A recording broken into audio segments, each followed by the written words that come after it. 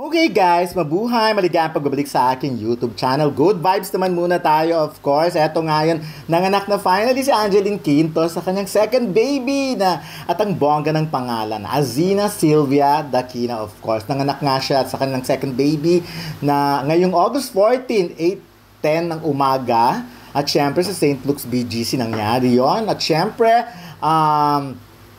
medyo bongga si Baby Azina kasi tignan mo 6.5 pounds at ang haba niya ay 47.6 cm. So, ang makikita nyo nga yung mga post na yan sa Creative Den Talent Management. So, ganun din. Thank you, Francis Simeon. And of course, ang panganay nga, alam naman natin, ang panganay ni Angeline ay si Sylvia pinanganak noong April 27, 2022. So, para 2 years old na ang bagets at kuya na nga agad siya. So, samantalang si Angeline at ang kanyang husband at si Nanreb Daquina ay kinasal naman noong April 25, 2024 sa Quiapo Church. So, ang bongga-bongga. Ako talaga, at nakakatuwa, makikita mo talaga yung Instagram post sa Instagram ni Baby Sylvia, ang panganay nga. Bongga, di ba may Instagram na agad? So, nakalagay lang doon, I finally met you, Baby Azina. Oh, Sylvia. So, meron dong yung baby, yung gatas, and of course, yung face ng baby. So, ang dami-dami ng nag-welcome ka agad. Hi, Sylvia, Kuya Sylvia, and Baby Sylvia.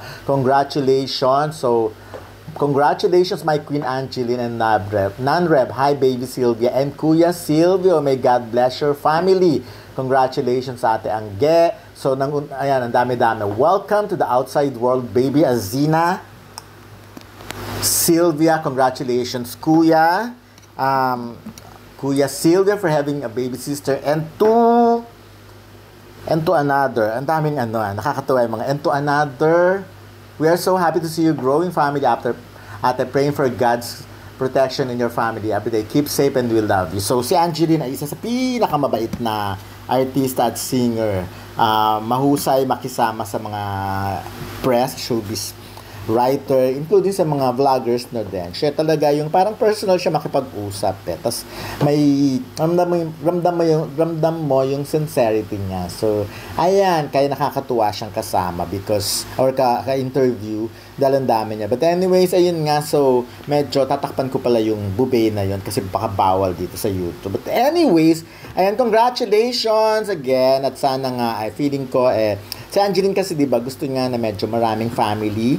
Gusto niya yung maraming family, maraming mga anak. Kasi nga, alam naman natin ang kanyang nakaraan. Ako, nangihinayang lang siya, syempre, of course, na hindi na naabutan ng kanyang mami ang kanyang pamilya ngayon. Pero kitang-kita kay Angeline yung happiness talaga. Happiness, contentment, and fulfillment.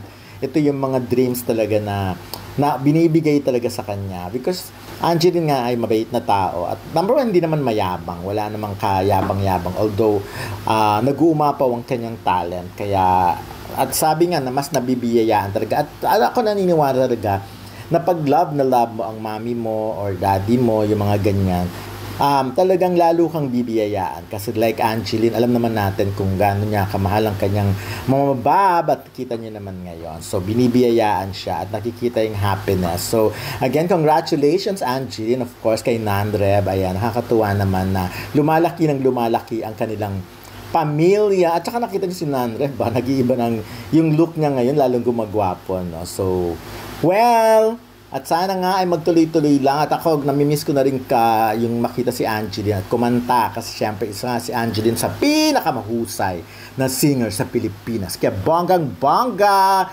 mag-back to work ka na. Pero mag-enjoy ka muna bilang nanay ng yung baby.